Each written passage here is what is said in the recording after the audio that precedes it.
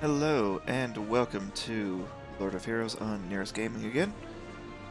We got some new update stuff, lots of new stuff actually, coming on the 3rd of May. So let's get into it. First things first, we got a new, very fancy pretty outfit for Lyrae. Here is the artwork. And here is some awesome news. Syphfride from the War of the Tyrants is going to be available as a playable character outside of War of the Tyrants. So this is great news. This also makes me very hopeful that the other two heroes in that campaign will be playable at some point as well. We will go into her abilities in further detail in a moment. As far as recruiting her, this is going to be a new summon banner. So those tickets that they mentioned for something that was coming in the future, this is what that's for. That purchase package that they mentioned is going to be available starting tomorrow up until the update hits. It'll be a set of 10 tickets, which is a free 10 pull, for $5. And this is not just going to be Syphfride from this banner, which is a limited banner. It's going to be available for 2 months, starting on the update on the 3rd, going through to June 30th. This is also going to be the starter heroes, and not just the elements that you start with, all of the elements of all of those heroes. So as you can see here, summonable relics from all 3 Frams, all 3 Johans, both Mikhails, all 3 Charlottes, and all 4 Schneiders, as well as Syphfride. We got a glimpse at them here. They look freaking awesome. Especially interested in the ones for Fram, my favorite character. We don't know any details as to what any of these do yet, so we will likely get those details when the update hits. Given it is in a few days, there might be patch notes we will look at when those happen. Lyrae will be returning to the paid hero shop on the 3rd. He is one of the 27 packs. Lyrae is going to be a striker. She is very durable with the buffs she provides to herself. She gives immunity and invincibility with her abilities. And she has very solid AoEs.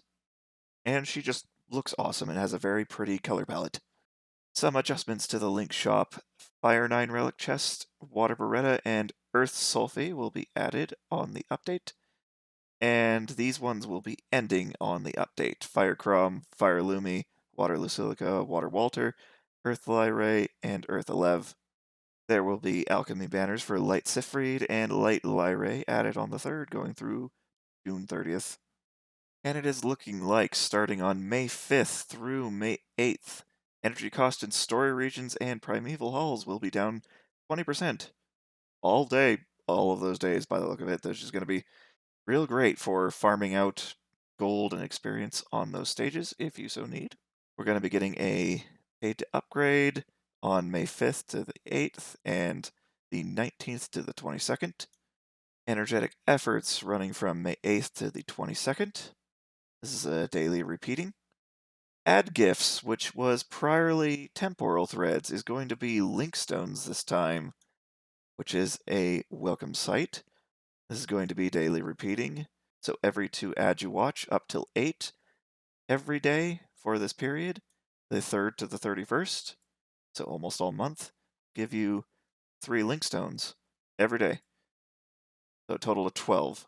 Training with Aslan will come back, starting on the 8th to the 22nd.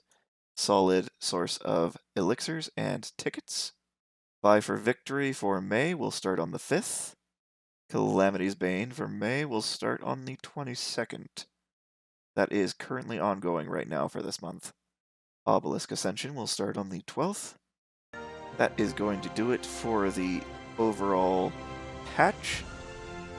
Let us get into Syphfride's abilities now. So, Syphfride, as surmised by the way she played, is going to be a cleric, and considering the method of her summoning, will be the first free-to-play light cleric. Here are her level 1 and level 60 stats. She's going to lean quite heavily into health, which is very good because of her second ability, as we will see. She also does not have measly defense either. So her abilities are going to be exactly what you saw in War of the Tyrants if you have played through that. We, of course, do not know her level ups for these yet, but we will in the next coming days, and we'll be making a video on that. Starting with her normal ability, attacks the selected enemy, fills the user's action gauge by 20%, so self-boosting, reduces the user's skill cooldown by 1 turn, which is going to be nuts because this starts at 3 turns apparently. So this will be available quite frequently. Speaking of which, fills burst gauge by 390, cooldown of 3 turns, heals all allies in proportion to the user's maximum health, therefore her high health is very useful. Generates a shield for all allies based on the same maximum health. That lasts for 2 turns. So nearly identical to Dark Mei Ling's S2, except this one is not an attack, so it will not boost the action gauge of higher level bosses.